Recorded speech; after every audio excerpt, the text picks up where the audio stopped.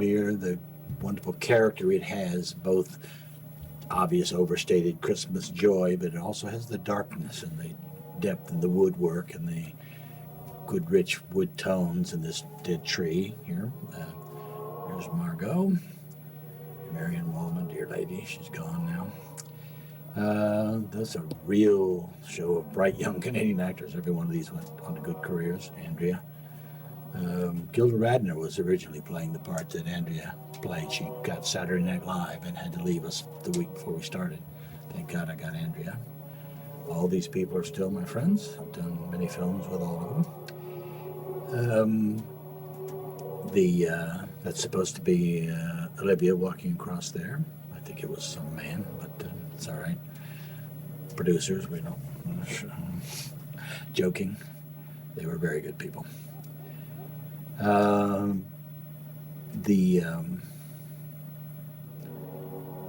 tone here, the London Boys Choir, if we had sound, you would hear them singing a Christmas carol over this, telling us it's a sorority. Clever.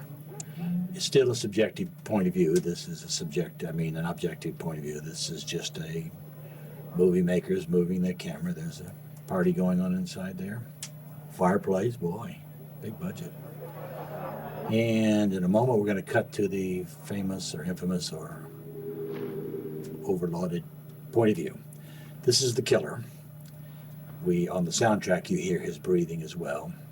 Actually, it's just this drunken cameraman that I had to replace the next day. I kept yelling, "Stop shaking the camera!" But my assistant said, "No, that looks good. That looks like he's really a guy moving." I'm lying. I meant for it to shake. And for the union, he wasn't drunk. Never mind. Okay. Upstairs is now again we go back to the objective camera. That's actually me, believe it or not. Can you recognize me? Since he intrudes in the camera, it's a subtlety, but this had to be the objective camera. Hey, who left the goddamn front door open? And here we are. There is a strange, this is quite uncomfortable for Cameron, what he does here, climbing this trellis. We had to reinforce it. It's not at all easy to handhold a camera. And that's actually his hand pulling himself up, if I remember correctly. Sometimes it was the cameraman. No, I just lied, didn't I? What gives it away? Two hands moving. That's someone under him being him. Oh, by the way, how come We alternated that. we were there this afternoon, Bob? Andrea Martin, Margot Kidder. How's it look? You Cigarette. have you got your sanitizer? I have not had anyone smoke or drink in a film of mine in 15 years, just out of moral objections. The last film I did have one drink of schnapps from. Who? This is not the infamous Oh, great. caller yet. Something worse, it's Margot's mother. Never mind. Okay, here we go. Now the subjective camera here is setting up the wherewithal that the killer uses. It was the idea I had to put a lot of thought into how can we believe that this man actually can invade this house and have them not be aware. And there was this huge monolithic sort of attic in the house. This is our actual location. So actually quite easy to do for him to make his lair up there. Who goes to the attic, you know. Hang on, I can't hear you. Now again, this is an objective camera because the killer What's coming from the other end? is not the camera here. You're going to see this phone is such an incredible part of the story, and that's the ladder, and that's what leads to the attic. And now we cut to his point of view. It's all terribly didactic, isn't it? That people can see that for themselves. Yeah, I can hear you now. No, we're just having a little party. No, I've had a Okay, couple. Margot, you're totally sloshed. You can stop now. No, Now this one I suspect is the cameraman's hand. Yeah. Now I have been able, with one shot, to establish the dynamic between the attic, the rest of the sorority rooms, and the downstairs where the phone is, which is the core of incredible location for us because it has dynamics like that are very important to selling the story. We've pretty much established the whole dynamic of the house and how the killer has intruded and what the setups will be. And that's good in that short a time. Art Hindle. Yeah, sure, I'm gonna find him. See you around. Hey, Chris, wait up. I'll give you a ride. I spent a great deal of time establishing the reality of these young people who lived in this sorority house. It isn't enough just to simply make a film that scares people. It isn't about people we relate to and in whom we believe, who act. So this is 1974, and prior films telling the story of teenagers or young college people have often been quite silly. About you, Claire. And these very bright young actors were thrilled with the idea of playing this on a hyper-realistic level.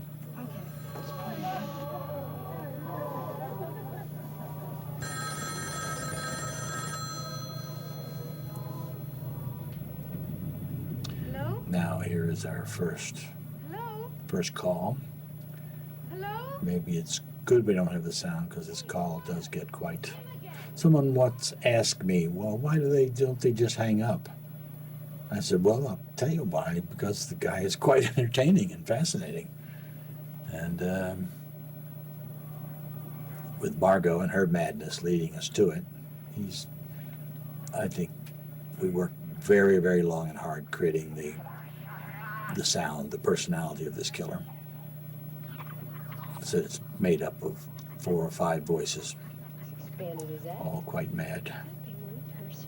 That was No, Claire, that's the more in their contracts. No, it wasn't. during their annual obscene phone call.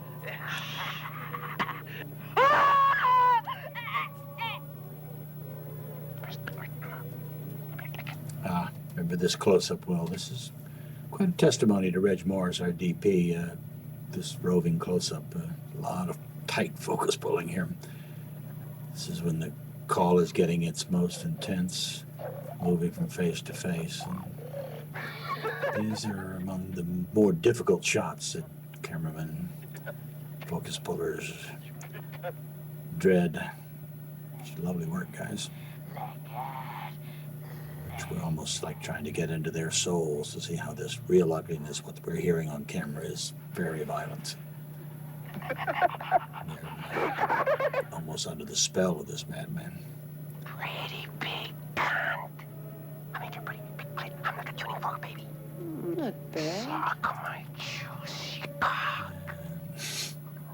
Margot's tickled. You can suck it. Suck it. Listen, you pervert, why don't you go over to Lambakai? They could use a little of this. No, Margot's giving him what for? Tit for tat. Why don't you go Excuse the find a expression. wall socket and stick your tongue in it? That'll give you a charge. She, like say the language, that's quite a vituperative bit of vulgarity she spewed out there. It's pretty clear what that was.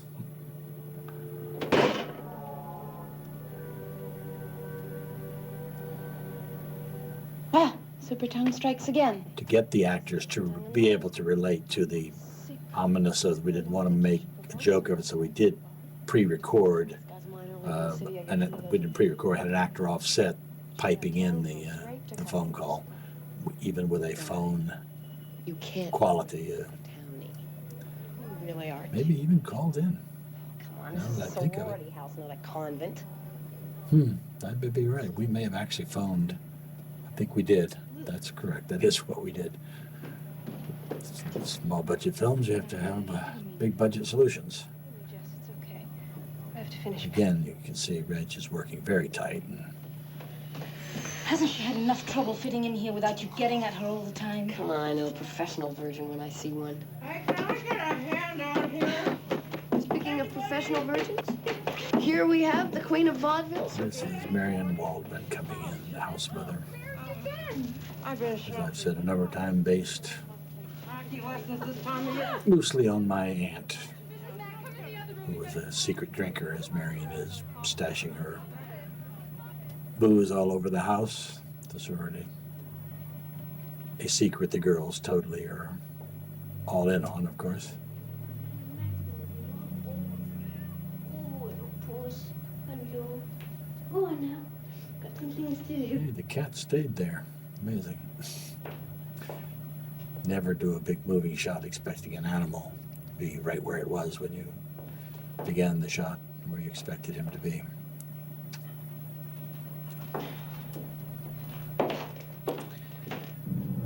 This is classic suspense.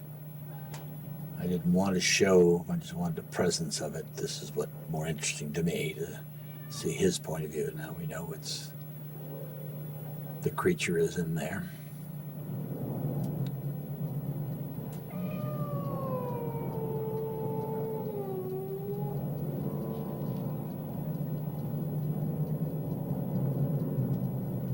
Claude? Fortunately, the location, which was, we had no sets, where all the rooms were quite large, which made it comfortable to work. It's very difficult to work in most real bedrooms, especially when you move the camera as much as I do.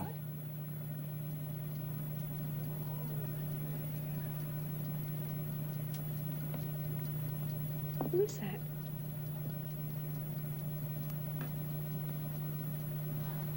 Who is it? People have always asked whether the man is doing the cat sounds. He is, actually. In the movie, you're hearing the cat going on. She let the cat out, but somehow he got back in. No, it's really lovely. Got about as much use for this as a chastity. It's a Christmas gift for the house mother. This is Mac. Come on, I'm not going to bed. No, please. Put it on. Anything for you girls because it's Christmas. Hey. Wonder where all these people are. Some of them I know where they are. Here is a objective camera scene. That's about the most I think we see of the killer. His feet there, his shadow with a corpse. I can't think of any other shot where we see more of him than that one.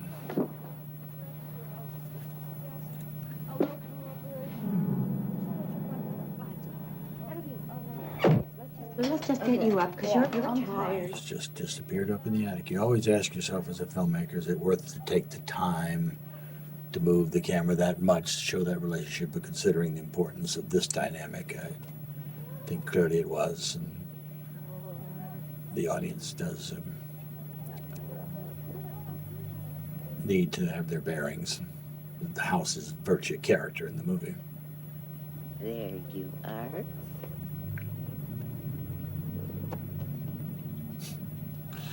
Right from true life.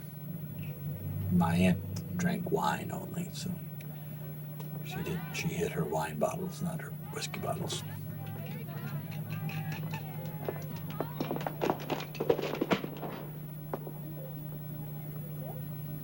Jess, you girls are just too good to me. Oh, nonsense, Mrs. Mack.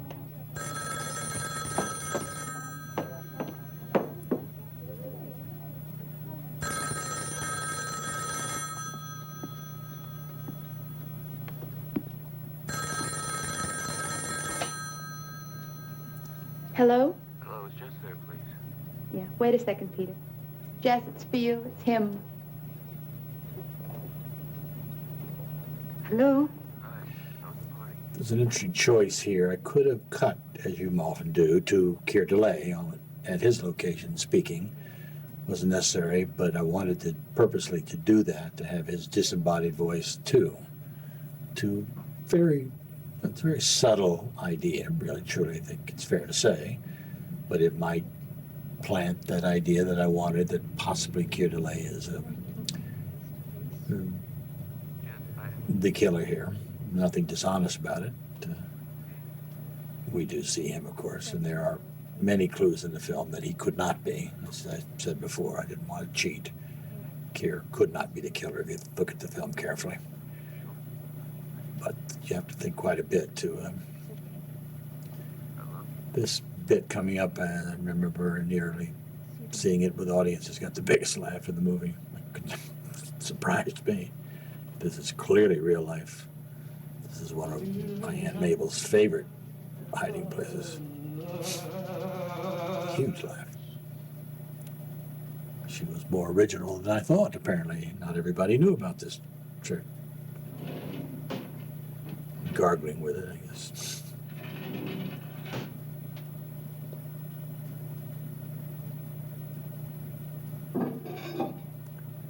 She wouldn't wear that to have her liver out, she said.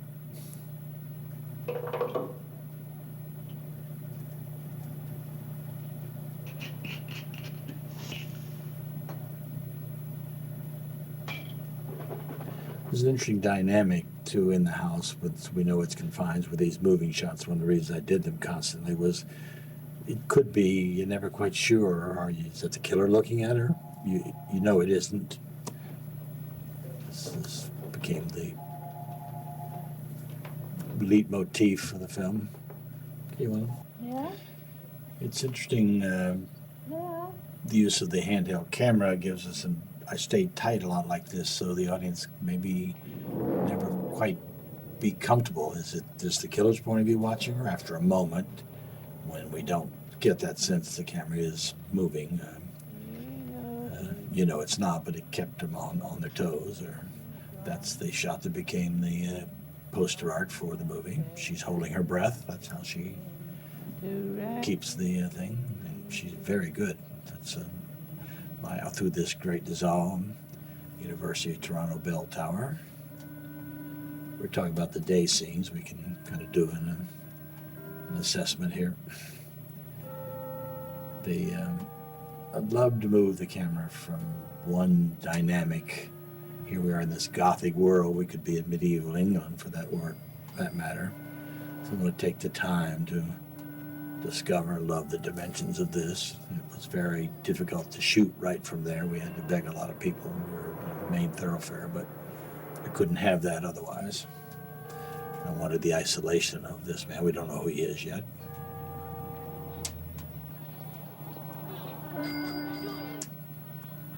This is giving an actor a chance to tell us something's wrong, obviously.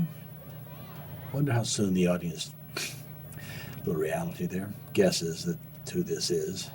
Oh, thank you. It's okay. They have no Sorry. clues, really. Better watch out. I think so. Yeah, well, I said I was sorry. Love texture like this. Just the slant away, rather we could shoot head on the building. That's a choice the director has. And this again, we didn't have to have that arch in the shot. We could have. But I think dynamics like that actually hold an audience. I think the visual texture of what you see is important in some way as what the actors are saying and doing. It should be part of them and complement them, not fight them. Oh, of course, I yeah. remember shooting a scene with Jack Lemmon off Broadway upstairs and panning through Broadway on an upstairs window and a scene between Jack and John Marley. Jack did point out that how gulls were continually flying through the shot, that was probably not entirely good. Jack was a wonderful man, but I saw his point. It was visually just dynamic, incredible. But they were looking at the gulls more than Jack and John.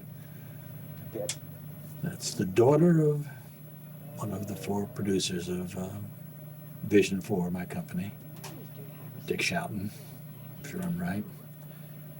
I'll bet you'll find her over at Here we go, and this is my grandmother. Very crotchety old lady. That's a lie. It's not my grandmother. My grandmother was a very demure Southern lady. Was my grandmother? Has she passed away? Yes, she was gone by this time, unfortunately. I'm very disappointed in this atmosphere. I intend to do something about it. Who's this? Her father's a very straight-laced guy, and she's come to college, and she's very nice young man from the town. interested in these things. She's particularly interested in establishing it's a subtlety, but it's a little statement of their life. These signs aren't there just to be funny. They're to tell you something about this man and the daughter that he's lost. And I think they do that. give Marion a chance to Sure, you'll find her at put her hand up that guy's butt. As a She matter of enjoyed that immensely. the way, I have to go to a store near there. If you Made up for her very low salary, she said. I know. That's a lie. But I'll be glad to give you a ride.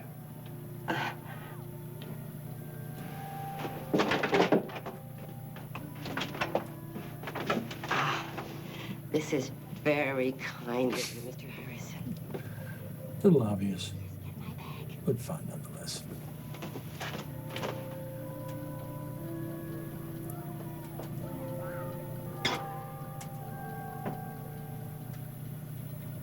Marion was she's a great Canadian actress. A good role for her. I think it's the first big movie role she had. Delighted that she got it. She worked a lot, but The morals of every girl in this goddamn house. all right, Marion, you're drinking enough now. I think we've done this gag. I hope I don't do it one more time, maybe. Do my best. I don't know what the bastards expect of me. Christ's sake. Claude? Is that you, Claudykins? Claude? Here, kitty, kitty, kitty, kitty, kitty. She's calling for her cat. Claude, come say goodbye to Mommy. Kind of an unspoken player in You, this. Claude? Oh, Jesus, Claude, look what you made me do. Come on, Claude. Here, kitty, kitty, kitty, kitty, kitty. Come on, Claude, I gotta go. Here, kitty. Oh, God damn it, Claude, you little prick.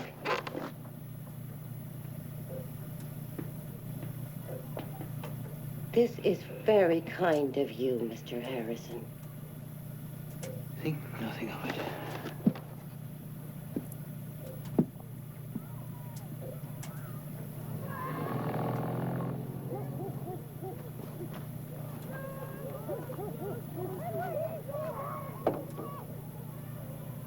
We put that snow down.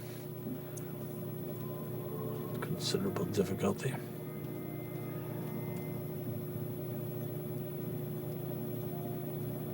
Now this is voiceover again, using both it's a crane actually and a zoom to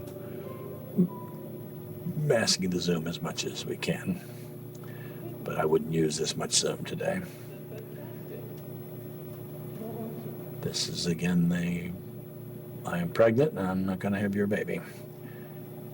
So for the time we were saying, it was pretty shocking.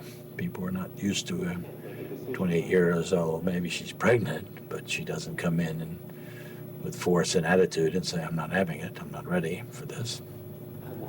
He can't believe it, male chauvinist aardvark that he is.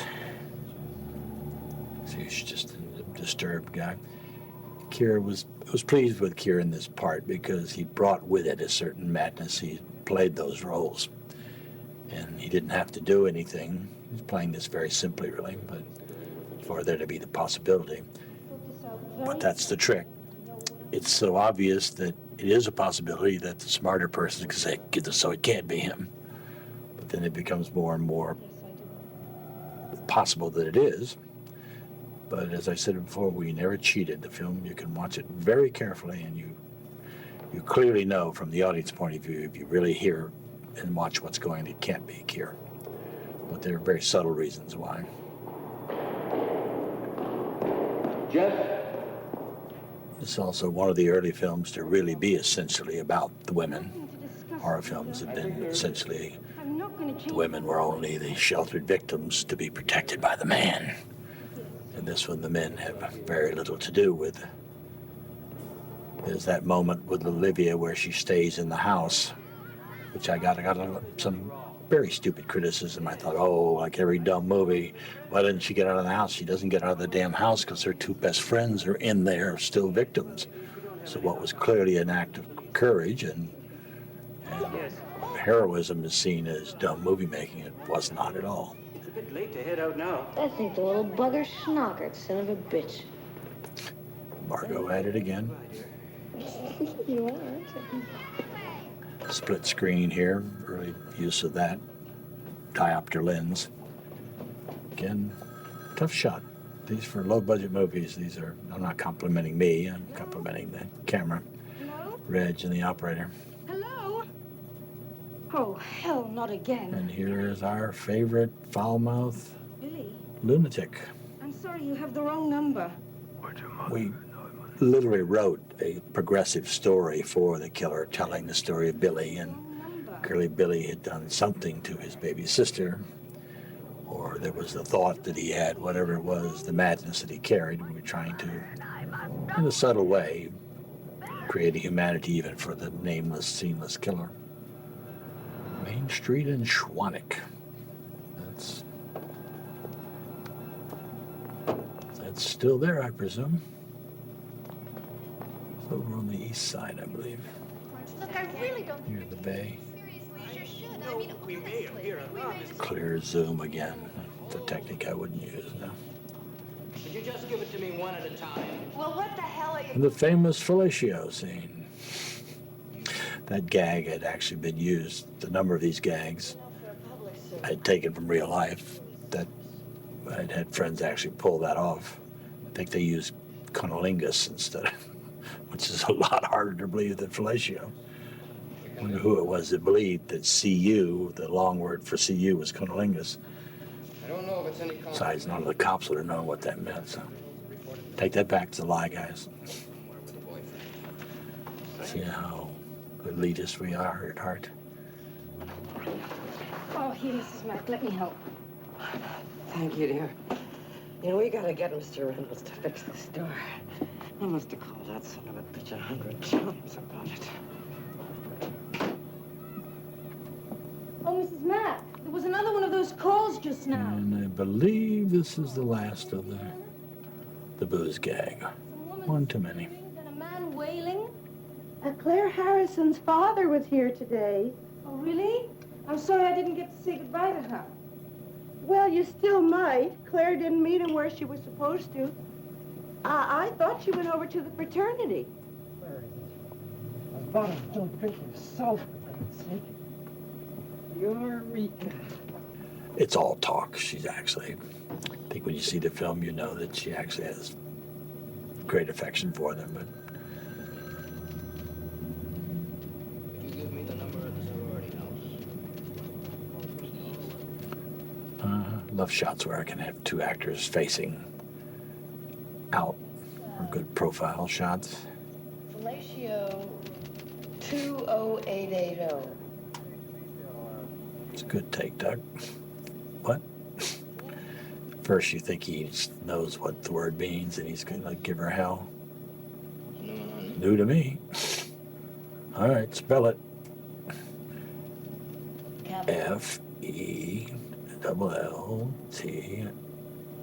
F-E-L-L-T-I-O.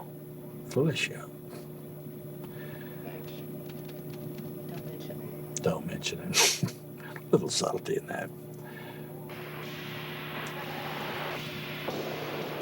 If I hadn't shown one hockey scene, I would have been asked to leave Canada. So I did another day scene. Chris! Art was actually a very good hockey player, which I hate movies with sports in them where the actors really can't do it. No, she didn't. No one knows where she is. Another little play on the hockey mask. I thought maybe she was... Maybe he's the guy. Heard from her. No, no way. No, not since last night.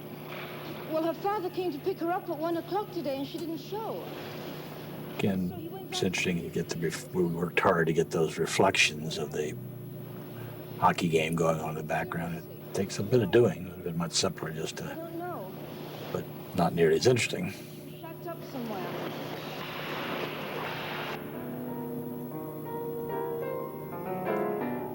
It's day for night, obviously.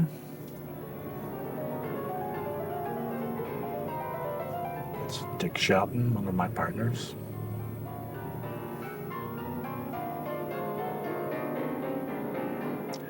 My son, my youngest Ariel, who's quite a musician, composer, and piano player, questions this scene because he's this damn good piano player. What did he do wrong?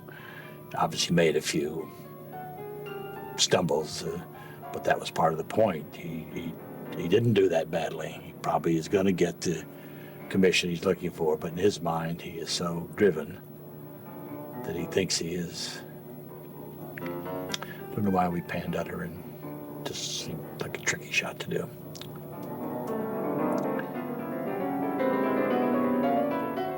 Certainly impossible to tell from their demeanor whether it's good or bad.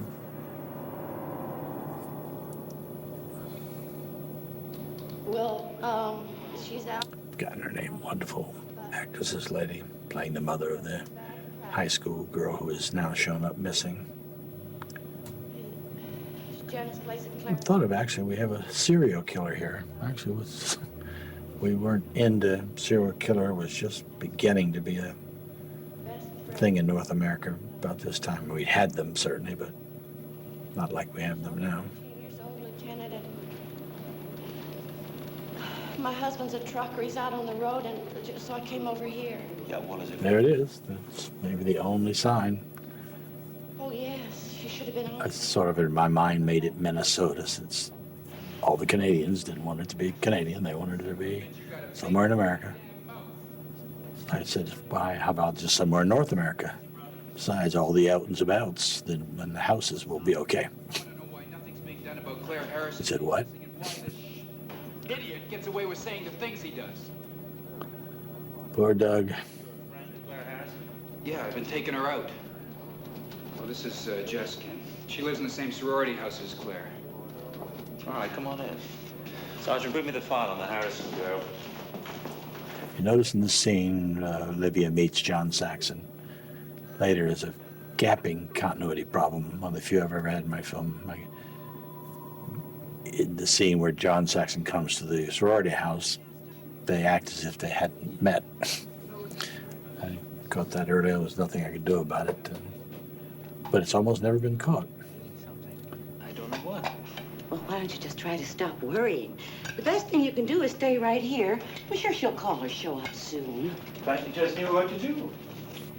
It's a funny scene for Margot. It's a very little known She fact. really was into this. There's a certain species of This is turtle. all about some turtles take 2 days to make love. Certain species of turtle. Totally fraudulent. It's not a fact, actually. I just made it up. And I think zebras don't take 30 seconds either. Well, I mean, how could I make something like that up? Barb, dear. No, really, they just 3 days, 24 hours a day. Can you believe that? 3 days? I'm lucky if I get 3 minutes. Do you know how I know this? Because I went down to the zoo and I watched them. It was very boring. Well, actually, I didn't stay for the whole 3 days. I went over and I watched the zebras. All of the cast got along very, very well, so they had a big time with each other. Premature ejaculation.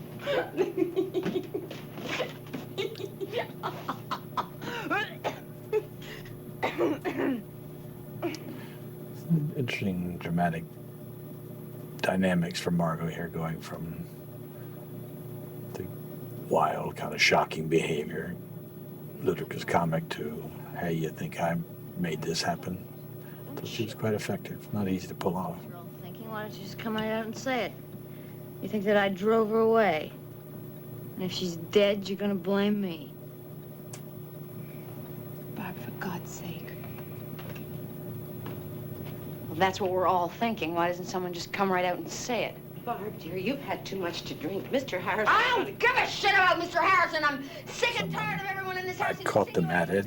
They were wrong. They pointed out to me, well, of course, you made the nasty girl the bad mouth one. Of course, she's the one that's going to get killed first. I think it's my fault. I don't said, you? Just point it all no, out. sorry, you You're drunk. must not have been watching. The sweetest, nicest girl with the most character is the one killed first, who isn't as sweet, at least in terms of sexual purity, as someone, but she is a wonderful girl. In fact, she understands she has a sexuality.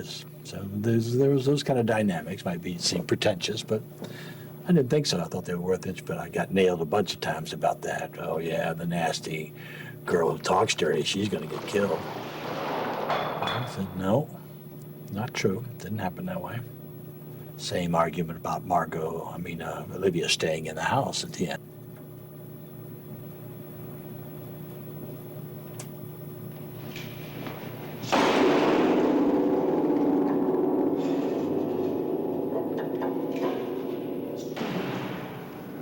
It was a cheap piano, that's for sure.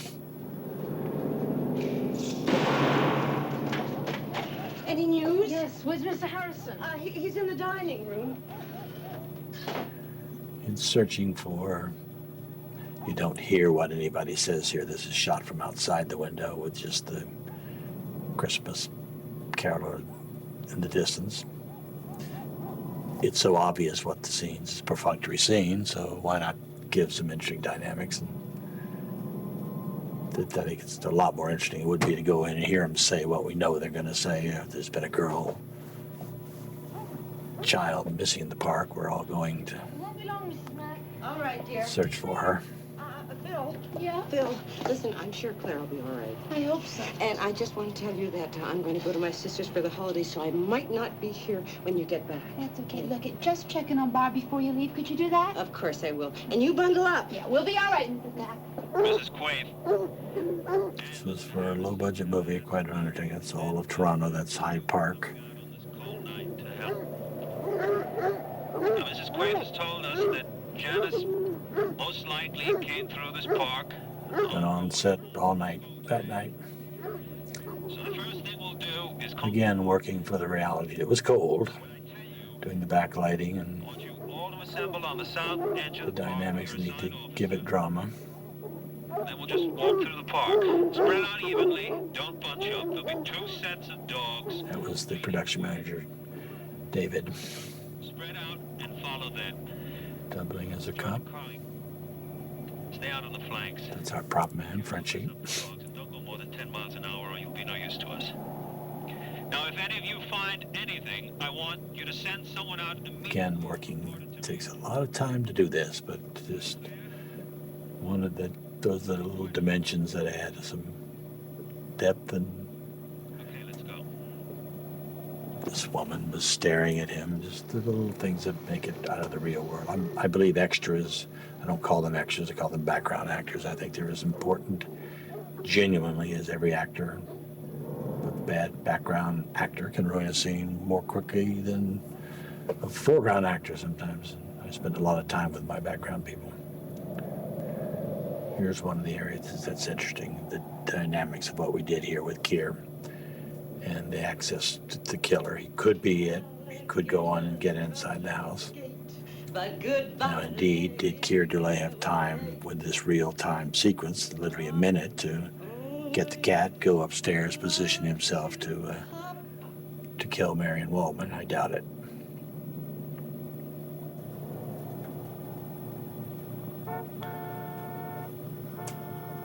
All right, I hear you. I was going to direct a film that John wrote a couple of years after Black Christmas. He was a big fan of Black Christmas. He was just beginning his career. And John had asked me, whether he remembers or not, I think he does, he may not. He asked me if I was ever going to do a sequel, and I said no. His film was the last horror film I was going to do. I had started out, I have great admiration for the form, but I didn't start out to be just a horror film director, but be a director. But if I did do a sequel, he said, what would you do? And I said, well, what I thought I'd do is I would make it the following fall. Somehow in the interim, the killer had been caught. He'd been institutionalized. And I would have him escape one night. And now he's free in the community. And nobody knows it at first. And he starts stalking them again at the Black Christmas sorority house. And I was going to call it Halloween.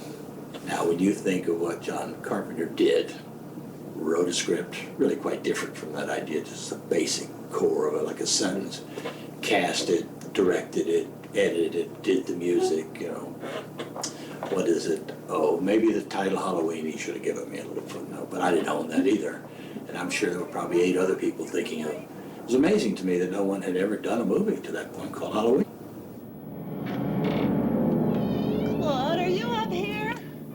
scene I've had some criticism myself of. Could be up here. Claude! I'll allow myself in a film no impossibles and maybe a couple of improbables. That's life. There are things that are improbable, but this is the best view we have of the killer. I questioned whether the audience would accept that Claude! how he at least stuns her and takes her off her feet.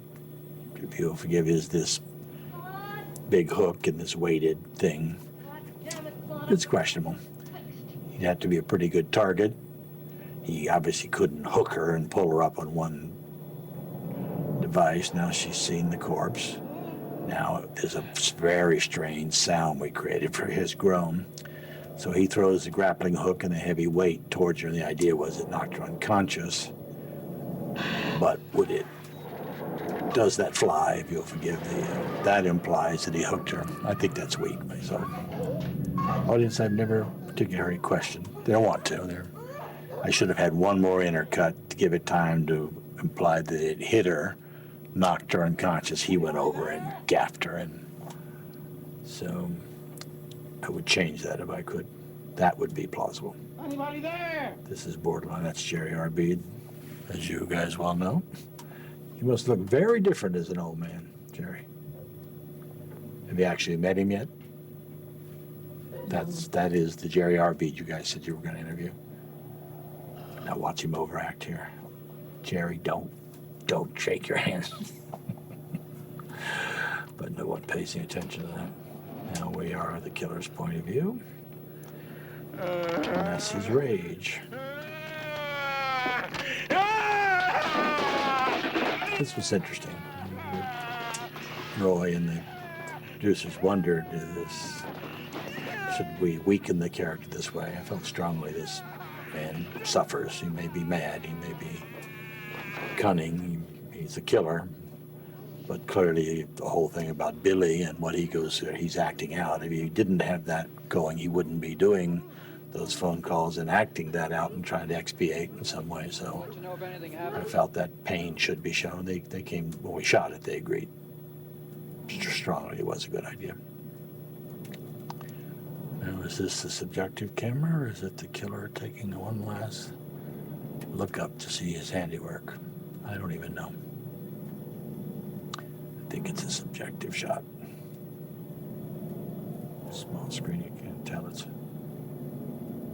Oh, right, of course, it's not him. It's objective. I like the dynamics. I love this energy. These things all add energy. And this is quite a touching scene, surprisingly.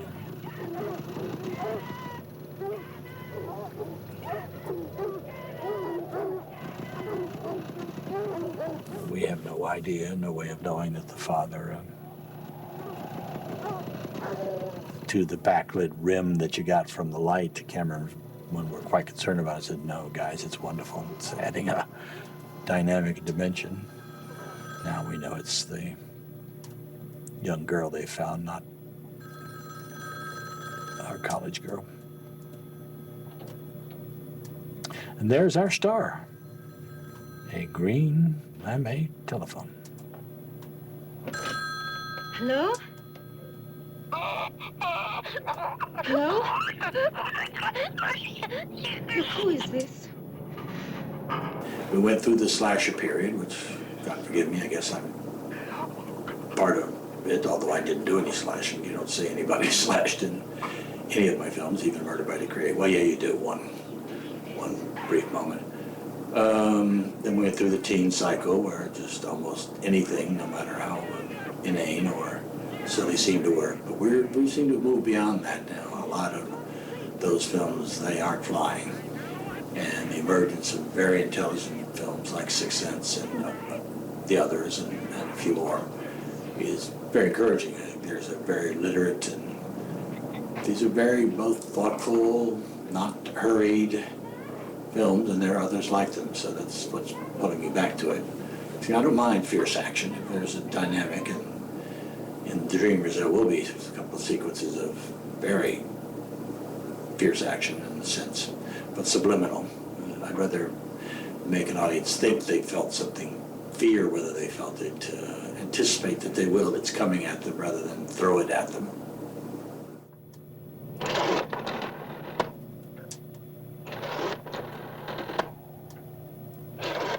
In the editorial process, I'm doing so many moving shots that are locking us into the timing, and they were, Stan, my editor, it's my first time with him, was wondering, Bob, we can't cut, we won't need to. So, like, shots like this are interesting. You just know when a shot is going to hold, and this is going to hold. And I want to know what can be done about it. So now here we really put the measure on as far as Keir's involvement.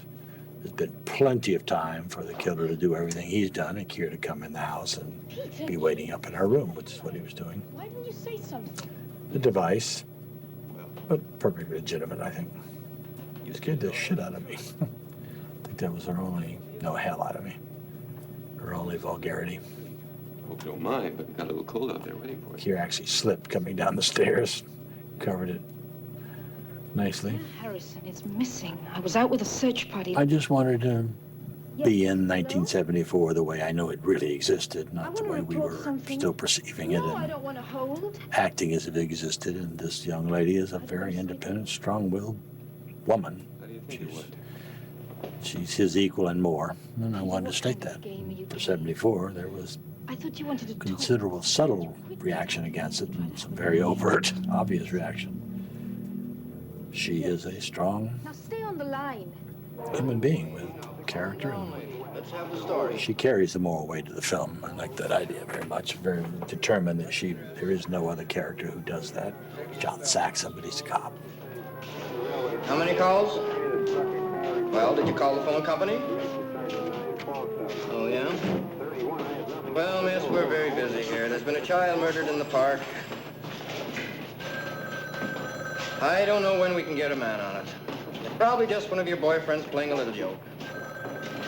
Yeah, Some people say this is the dumbest cop that ever lived, but this mistake he makes here is not that hard to understand, really. It's a phone call.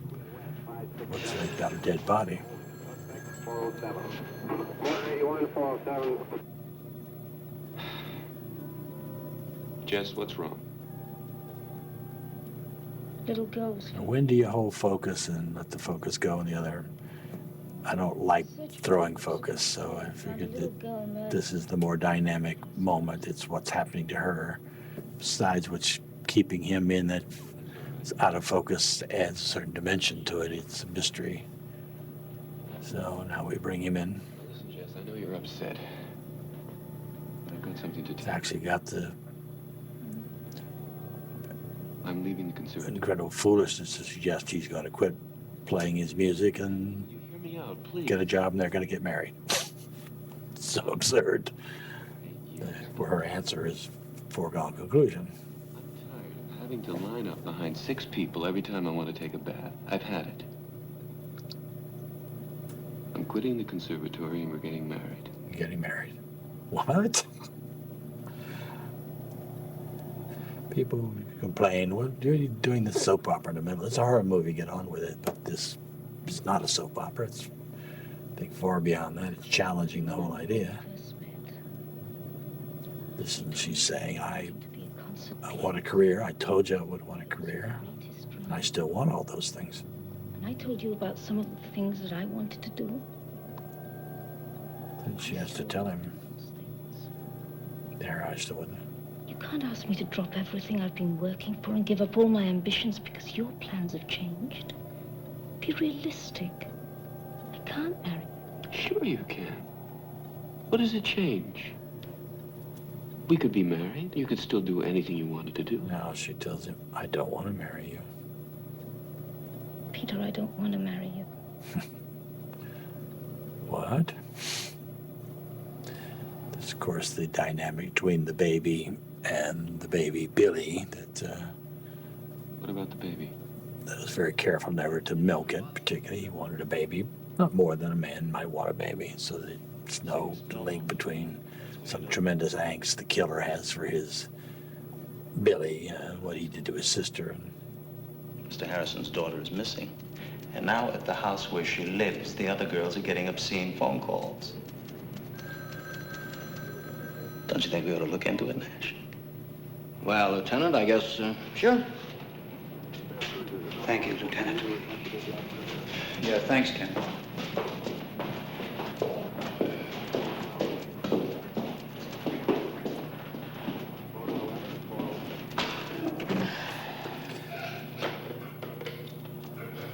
Now this is the payoff to the fellatio.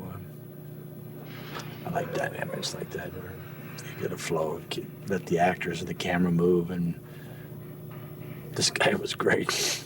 A wonderful laugh.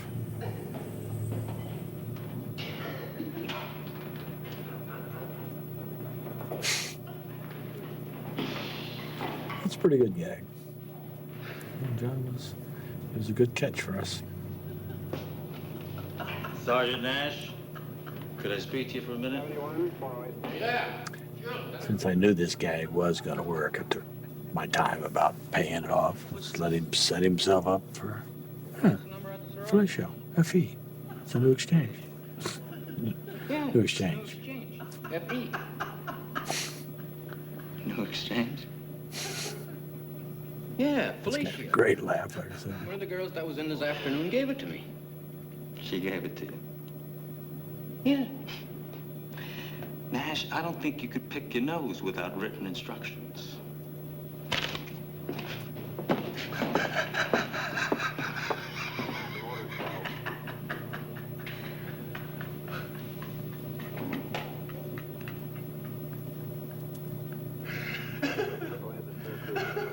I know. Something dirty, ain't it? That was probably the biggest laugh in the movie, bigger than Mrs. Waldman's.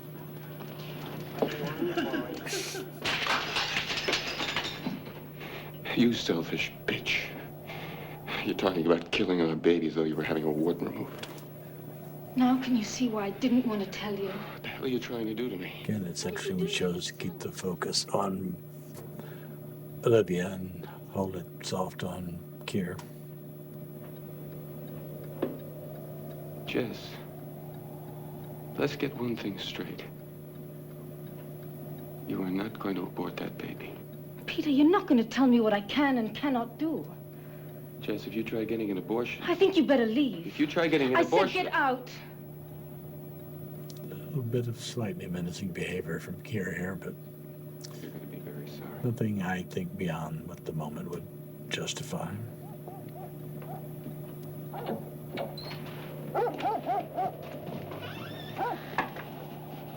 Hi, Peter.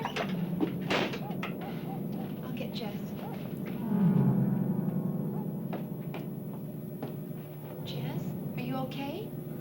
Yeah, I'm okay. Now here's the moment where Olivia is introduced, and People here to see about the phone call. it's not quite a total continuity freak out because they don't have to acknowledge, hey, how are you? But This is Lieutenant Fuller, and I'm sorry. she introduces her. Person who called the station today? Yes. You would expect him to say, yes, we met this afternoon. She doesn't know they met, so that is okay, but you would expect them to say, how are you? Yes, we met. Where's the telephone? There's one in the living room and one here in the hall. Claire's room's up here.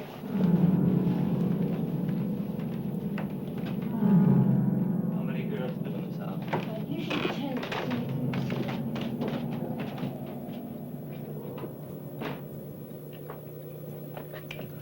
Les Carlson. Les has done 3 or 4 movies. Christmas Story, he was a Christmas tree salesman in Hello, this is Lineman Graham. I did a movie with I'm working line. in Halifax a few years ago with Celia Ward, and he played. Not an elderly man, but an older man. He played a man waiting at a train station that Celia Ward is having a conversation with. He's talking about his daughter, and she's coming home after having been away for a number of years, and great to have her home, and home was the place. And he gets up when the train comes on, and a coffin is taken off the train. She left her room as far as you know? Yes. What's this? We were having a party last night. She drink a lot? No, hardly at all. Did you have any emotional problems, anything like that? No, not Claire.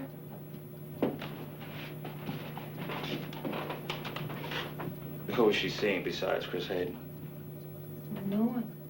Again, moving the camera, moving the actors, change the background, rather than just cut to this and cut to that.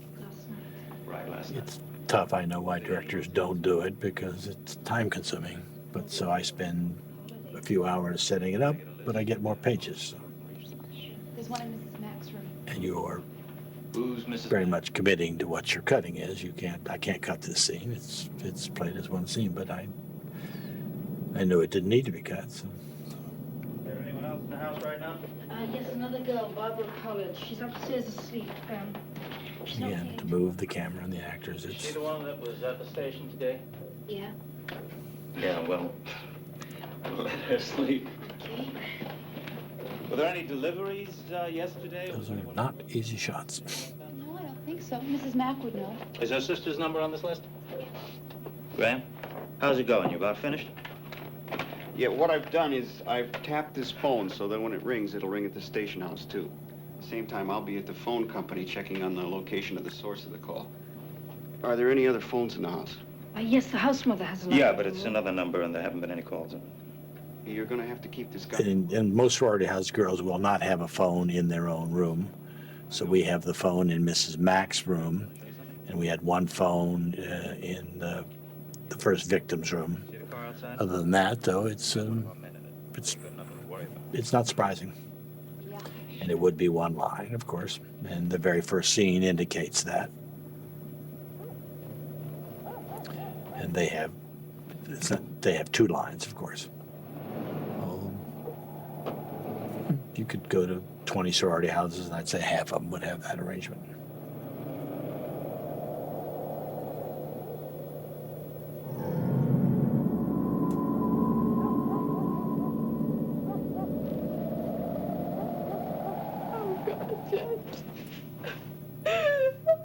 In the interaction of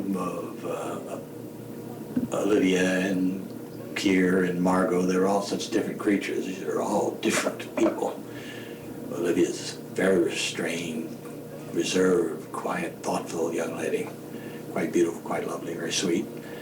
And Andrea was dynamite, and John Saxon was the complete pro. And it was the interaction. It was the first film where I really had all the trappings of a full, major, big film. Even Dead of Night, it was 200,000 shot in Brooksville, Florida. We were flying by the seat of our pants with that one for sure. I always, as a producer and early director, just made sure I had a lot of time to shoot. I didn't care. Anything else doesn't matter. That's what gives you the quality. So one way or another, that's the game I played. Time. And let the other things take care of it, and good actors. Call me if there's any news. Thanks. Night. Good night.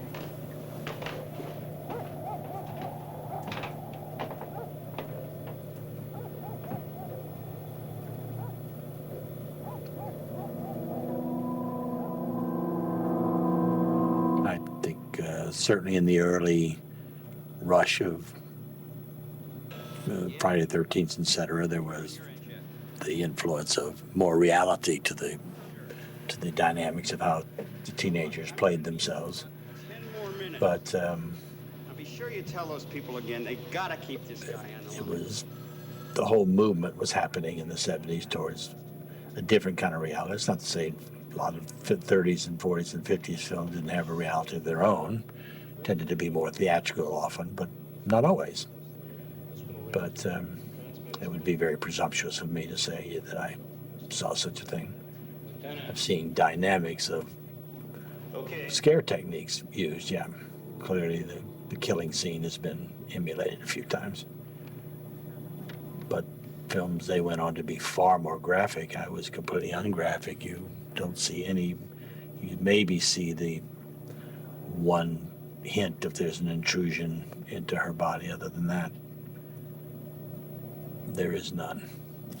And that I don't think has been done again. I mean, Sixth Sense, of course, but Sixth Sense is not a horror film. This isn't really a horror film either, it's a thriller.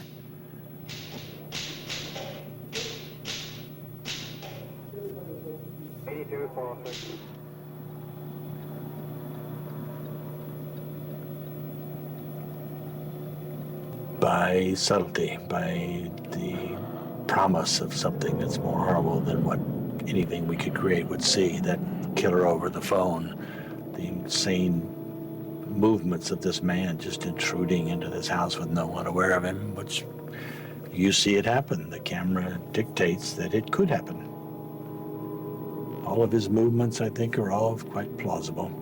She's hearing something upstairs. I was very careful about this, but then she stops hearing it. I think the promise of something awful, the promise of something beyond our understanding is more, it's that first phone call. I think it's been noted by a lot of people. That's what starts you. That's scary. Whoever's on that is, again, the backlit, the dynamics here. I wanted to not kill her at first, but have a chance to see the reality, see where her little pieces are. There's a little irony in the asthma attack. She comes and sort of saves her life a little bit. And where is he? Standing behind the door, probably. I guess I had All plausible. Can happen. Why not? I dreamed a stranger was coming in my room. I guess that's what it gave me asthma. Take it easy. It's all right. Just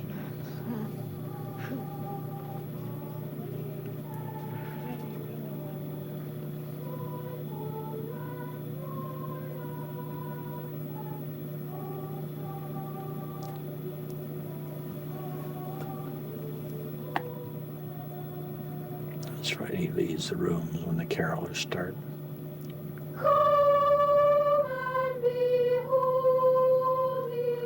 One way or another, most of these children are people associated with the film. I'd have to think at great length to give enough thought. There were a lot of incidents on set and off that were trying to do the obscene phone calls, which, as you know, are very obscene. They are. Some of the girls had consider we had an actor off camera doing them to get the reality. We piped it in. I remember when we were Carl's a Chair, I think the composer you're going to interview, the incredibly strange way we did the music. Music is almost no real music. It's all sounds, musical. It was a joyful experience. We felt we were doing something worthwhile, and maybe we'd have a hit, some slightly classic overtones, and we thought we had a chance. So there was that joy.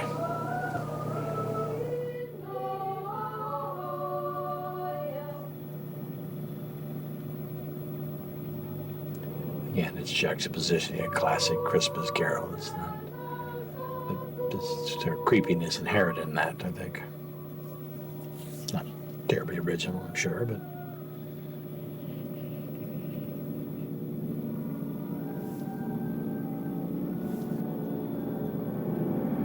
there's always movement with movement, cutting out of movement to static, unless there's a dramatic purpose for it.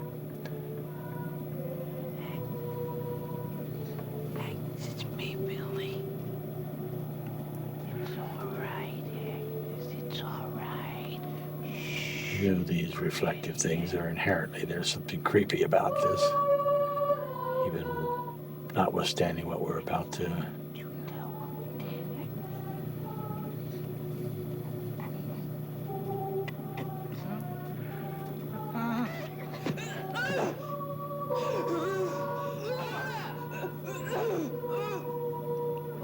Too cure-ish, delay-ish, common styles. And again, this is all, as you can see, it's all that blur of the thing keep getting bloodier and finally.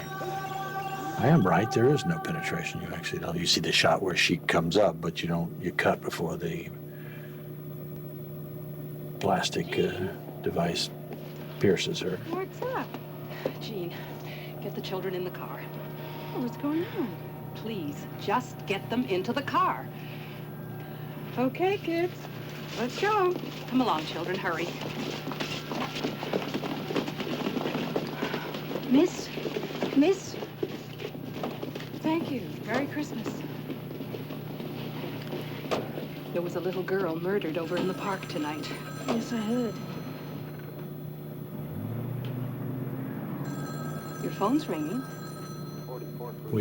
Carl and I spent a long time playing around with the piano and doing odd things with stringed instruments and picking sounds. We were continually listening to real sounds out of life, just strange.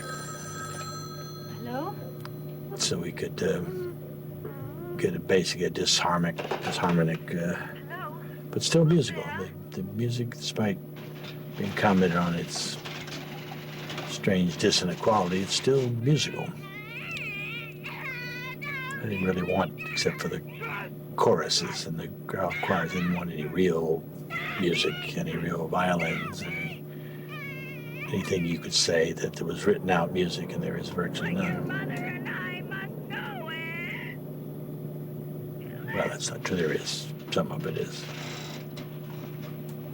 Even though it doesn't sound like it would be. Fortunately, we still have the old device that's exactly how they would have to track a killer. He missed.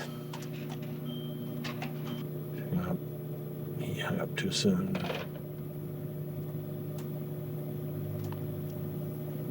He repeated the line about the wart. That Keir had said something similar earlier. But my explanation for that, if you'll go back to the scene where he's arguing with her by the Christmas tree, you'll see a shadow back at the corner. I see. The killer is there listening to that scene. A lot of people really, they gave high kudos for that. No. Damn, you're right. It could have been. Of course, he would be hearing that guy. He's in the house. Why would he come down there and listen to them? When he called before, did he use more than one voice like this? Yes, he did. He used several different voices.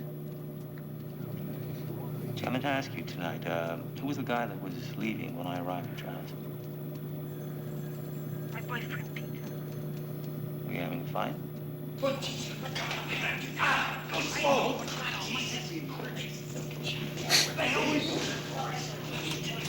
Madness that came to my mind. This old guy was very good, I thought. All right. I'll call you back in a little while and we'll get him next time. Bernie, yeah, call the doctor. I'm not letting no son of a bitch trespass on my land in the middle of the night. I don't care what kind of What the hell is going on here? You fired on a police officer. You goddamn right. I'll do it again, too. The bastard was trespassing. Hogan got an ass full of birdshot. Yeah, and I'm gonna make son of a bitch pick every one of them out with his teeth. The next time you're gonna get the gun up your ass. Sideways. We interjected humor, the humor of the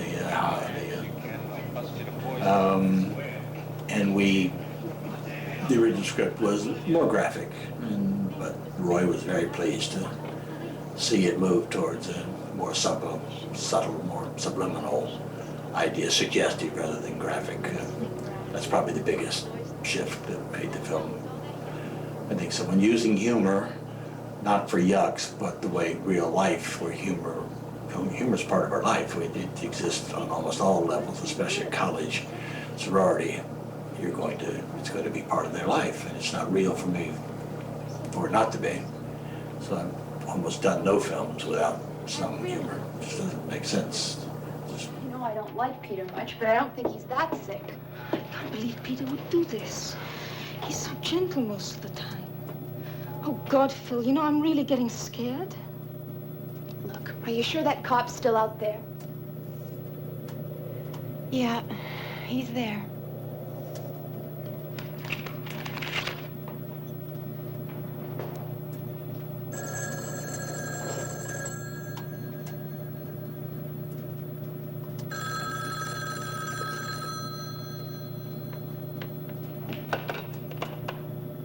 Hello? Jess? Yes? It's Peter. Look, Peter, don't cry. We can straighten things out. This is There's where nothing to get so upset. Olivia extrapolates that it couldn't have been Peter. He wasn't. He was in the house. He was with me when the... Yeah? She's not quite correct, but... Yeah, try and get it. Jess, we can't kill David. Please, Jess. We can't kill the baby.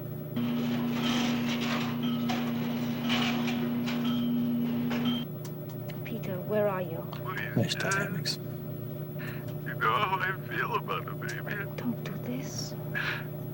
Jess, don't hurt the baby. Stop this, Peter. You want her baby. I know you do. I don't want to hurt the baby. Jess, please. Peter, please tell me where you are.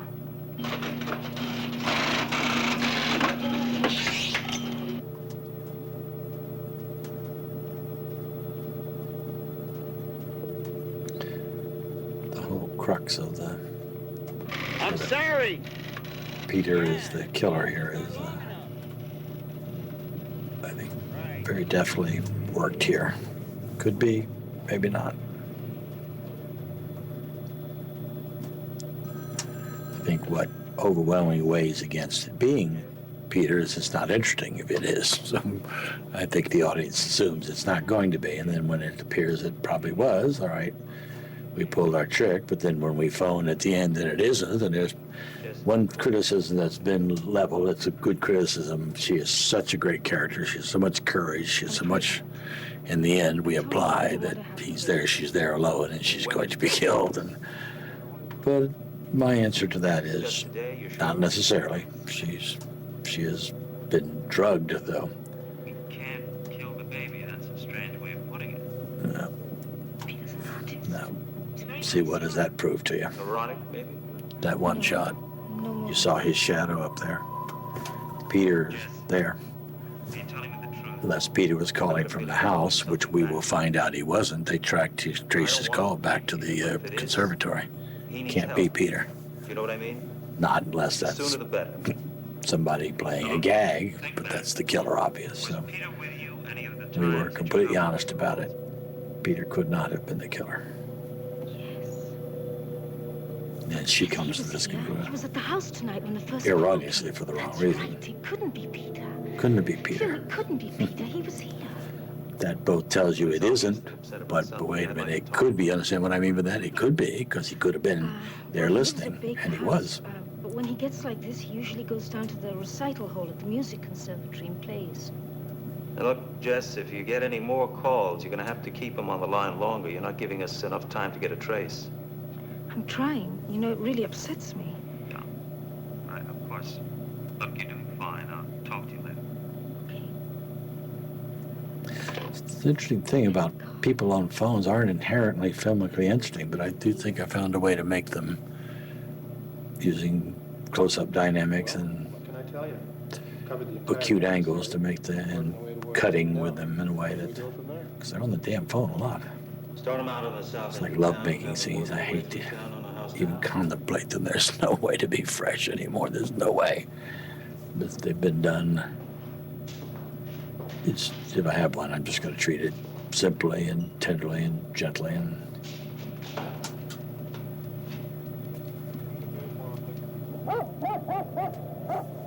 Jess, do you want one aspirin or two? Two, please. Okay.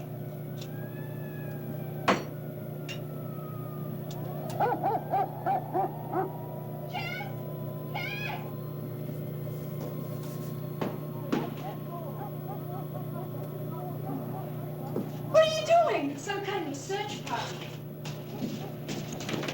Yes? Sorry to scare you, miss, but we're with the search party. What do you want? Well, we wondered if you'd seen anything peculiar tonight. Well, not till you got here. Oh, well, they scared the shit out of me. these guys were funny. So good. Well, we're just helping the police to look for the killer. Well, we'd ask you in, you know, but our dog died last night. Oh, well, we don't want a body. Said her dog died last night. We were just wondering if you Oh, that's too bad. These are the guys that are looking out for them. So you should feel comfortable. We're out here, miss. We're looking after you. There might be others from the search party around, so don't be afraid. We'll be around to see if you're safe. Thank you very much. Remember to lock those doors and windows out, eh? Okay. Okay, then. Bye-bye. Good night now. Does the sexual thing. Some people criticize this, but it's silly. That's the way humans are. I know dark, black, frightening things are going on, but people release. They go on living. They don't fold up and... Tell them I want all records on a Peter Smythe, music student. I like space, too. I like to show a lot of dimensions, and there's an awful lot. Some people think that, oh, that's all rubbish, it's meaningless, but it's not. It's interesting to the eye. Here we go now. Who the hell's eye is this? Maybe I can tell.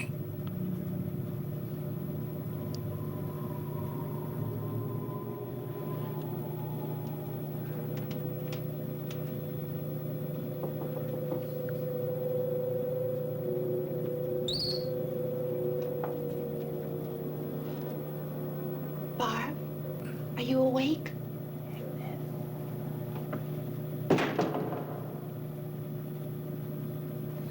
Door to door.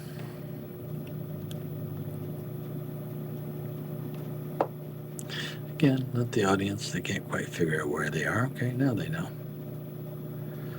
Certainly Saxon has to have a second thought about Peter when he sees this.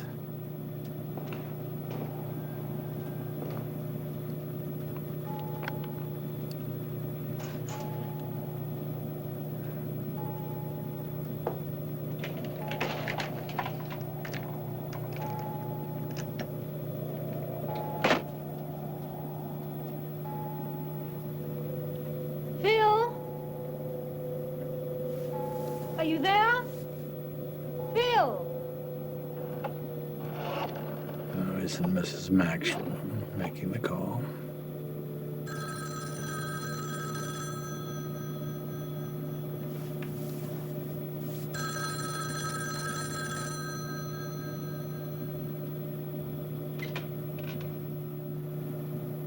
Hello?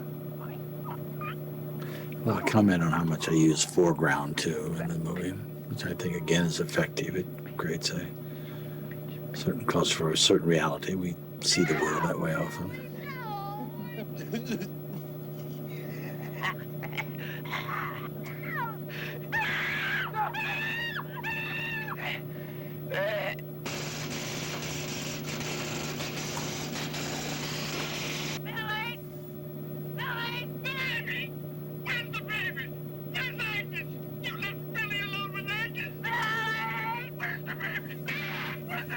He actually wrote a history for Billy.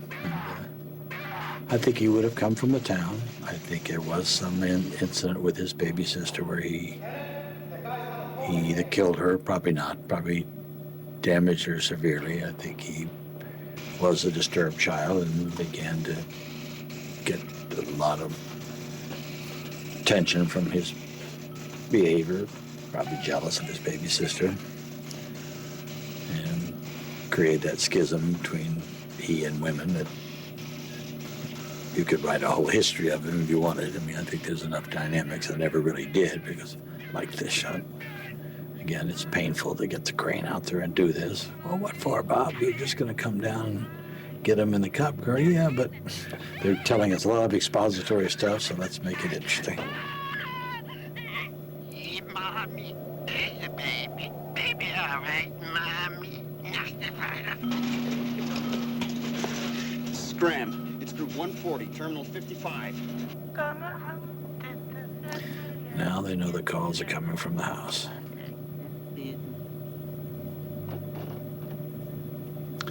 Now, he might have had some knowledge of how long it takes to trace a call. They would be. Did he do this on purpose? What is it? The phone company's on the other line, Probably sir. not. They say they got a trace on this one. Yeah, what's happening? He says the calls are coming from number 6 Belmont Street. Nash, that's their house, sorority house. Can't be coming. Yes, sir. The calls are coming. They're coming from there, too, sir. Oh, shit.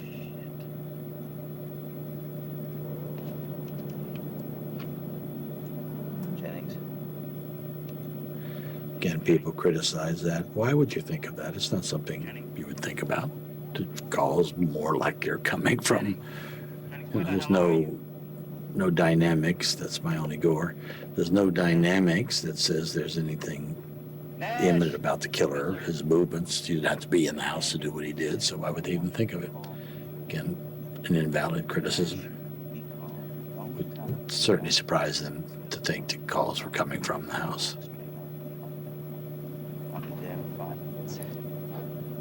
Nash, if you blow this, I'll kill you. Critics make both, the real critics and people make criticisms, but they often don't get their criticisms criticized. And just as often they're flawed, and sometimes their points are valid. Sometimes they're simply not, but they go on didactically as, oh God, yeah, that's it. And it's nonsense in this case. They are wrong. Hello? Who is this? It's Jess.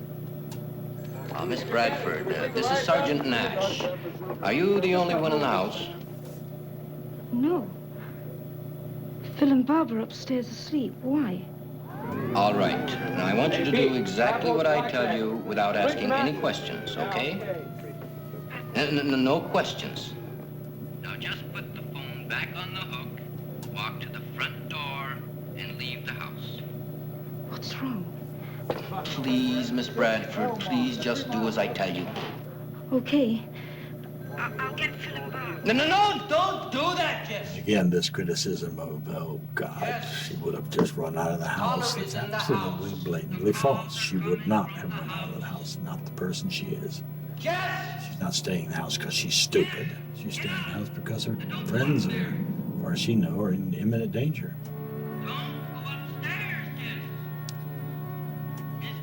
Killer coming from the house. The killer's in the house. John Saxon told him, don't tell her that under any condition, but he really didn't have any choice because she wasn't going to do what was necessary if he didn't. But it makes him look dumb again. Bob! As she starts to go, Please answer me.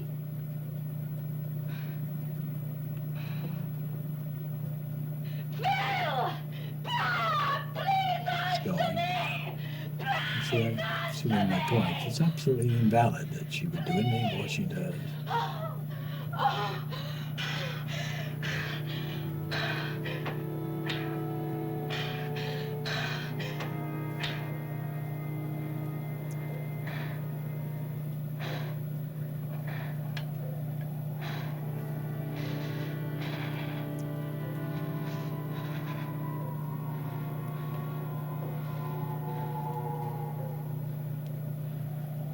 She's going to take a weapon and go try to save them.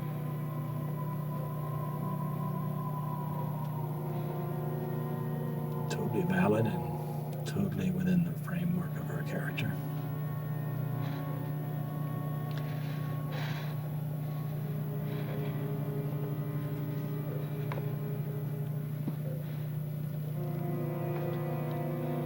Love that stairway. There's an inherent creepiness in using it as a foreground.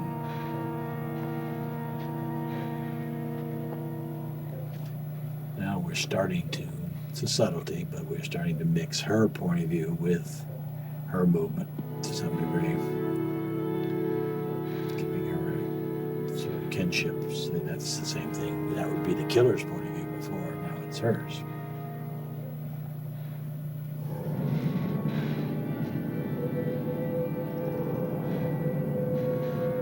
Bob?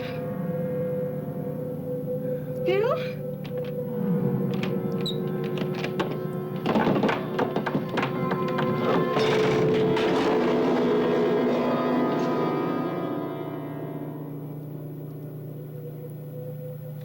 Now the famous whose eye is it? It's me, Billy. Agnes, don't you tell what we did, Agnes.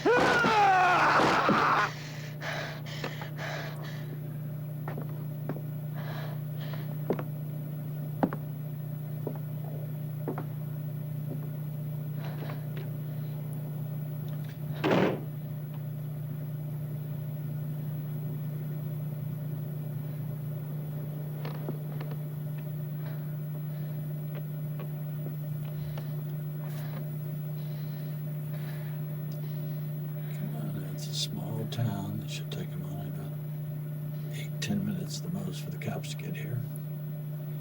That's about how long it's been.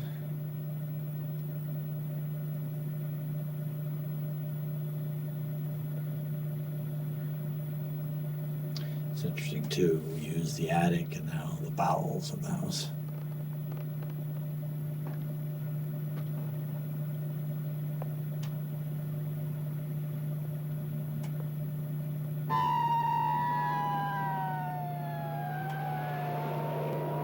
It's the biggest street we see. Just arrived for a 30,000 town.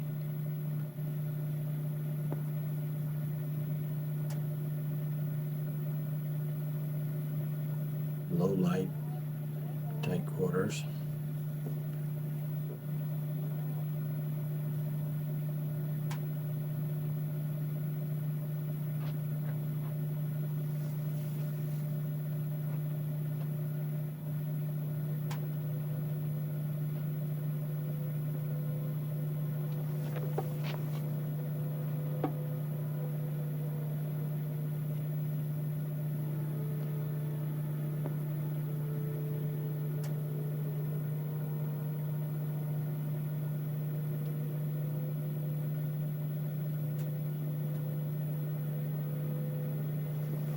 The crux of it. Who is he? We begin to hear Peter's voice. We know. Creepy shot. Oh no, we're not hearing him yet. I didn't want to do it because this shot was so creepy. Now he starts to use her name.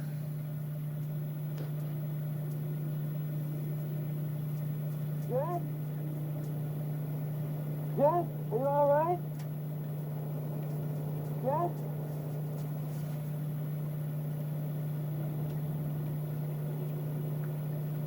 Jess, are you in there?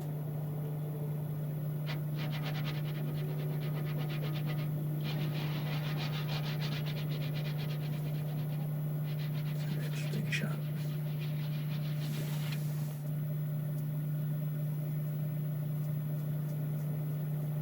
Oh!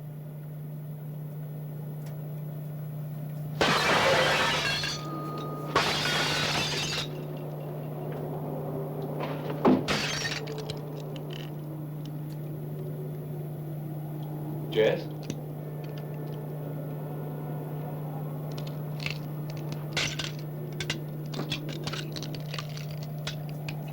Jess? Jess?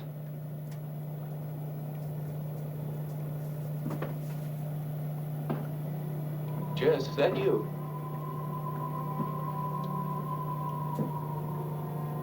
Jess? Are you in there?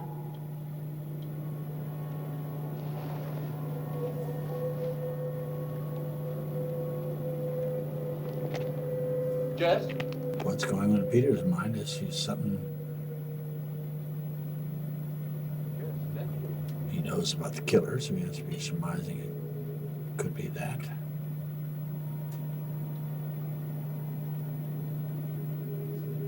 Jess? Why didn't you answer me? Seems like he's pretty honest. He doesn't really have to act out here. He's showing concern. He doesn't have to do that. Now's the time to kill her.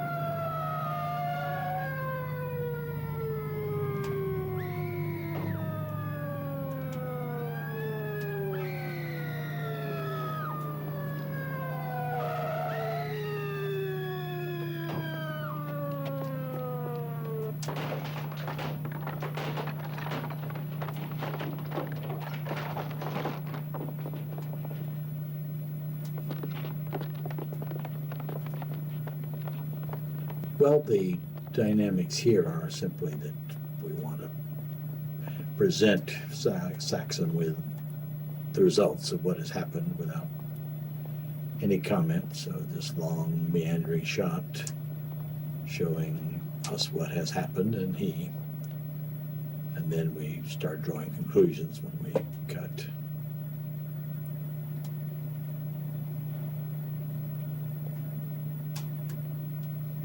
There's no other conclusion to be drawn, and maybe the killer killed them both. That's why I left her out at first. Then she comes to.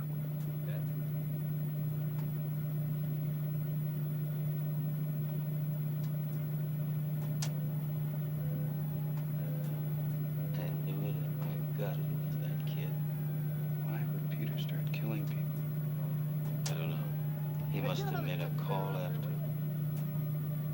after each murder. It's hard to believe Jess would kill anybody, much less Peter. Well, she's under. How long do you think it'll be before I... Still possible the killer could have attacked them both. He didn't. Well, she'd be up She for at did least kill 4 Peter. hours and pretty groggy after that. What time do her parents get here? Doctor makes it clear that she's not going to be waking up anytime soon. The condition she's in, I wouldn't count on talking to her before tomorrow afternoon if I were you. Has anybody notified Patrick Cornell? Who? Phil's boyfriend. Hey, Mac, you want us to check the attic In order to this ominous phone rings, maybe in most movies, the ones I have considerable. All right, tell the coroner that It's a good twist, but it's, like you say, to leave the idea that this wonderful girl is going to be a victim is I think that about wraps everything up here. good filmmaking, but Lab guys will be here in about an hour. tough sociology, tough psychology, humanity. Reporters, sir, and television news guys, they want pictures. Get them the hell out of here. Tell them I'll meet them down at the station. All right, we got it. Come on. That was the whole twist of the movie, that they don't have anything. He still got them. All right, you guys. Come on. Hang on. Hang on. Yes, the girl's father's upstairs, but he can't take Would you keep it down, please? We've got a sick girl in here. Why do they leave her alone? Because the killer's been caught. It's all over it. It's perfect. The doctor would be with her, but he gets the call. Hopefully you get him downstairs. He has to deal with the father. Should be all right. He's manipulated, so it's got to get him to the hospital right away. This man's in serious condition. So we've justified leaving her alone. So that's it. Hey, Lieutenant. Checks her out. Turns the light out. Now, where is that cop? We cut downstairs to show a cop step outside. She doesn't have to be clearly the victim at the end. If there's a sequel, there are plenty of ways to intrude and save her.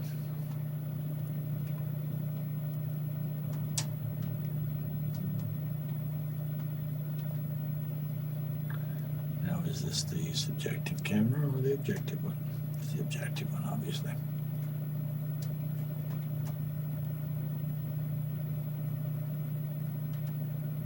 There's where they were murdered.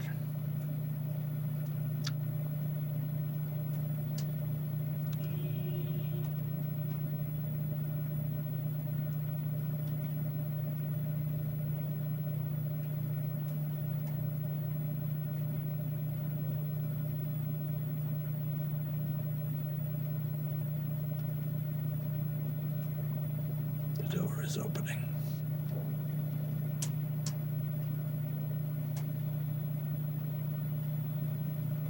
Now we move all the way up. This is the storyteller. Us commenting, we may be doing nothing but summing up the horror that has happened. Not for a minute implying it isn't wrapped up and Peter the killer has been caught, but now they start to get uneasy.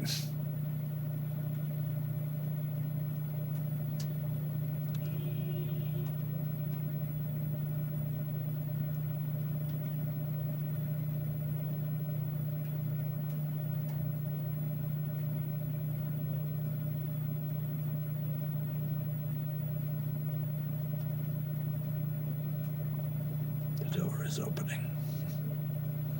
They haven't even, people have criticized this, the killings, it's only been 15 minutes, it's over, they haven't done there, it's the middle of the night. They have no reason to search the whole house yet. They will.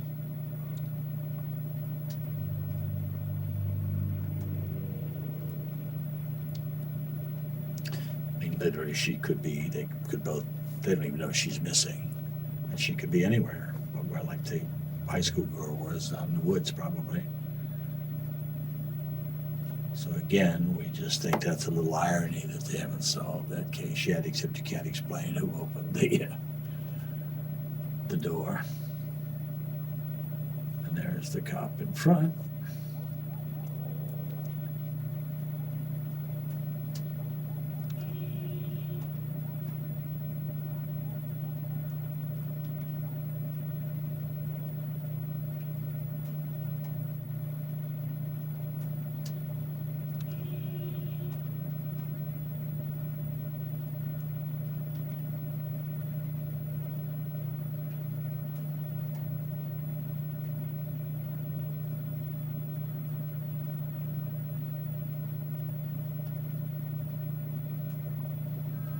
is opening, and the phone starts to ring.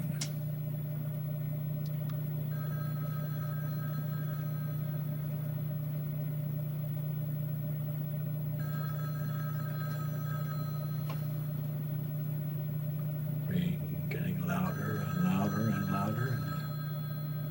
People hated our guts.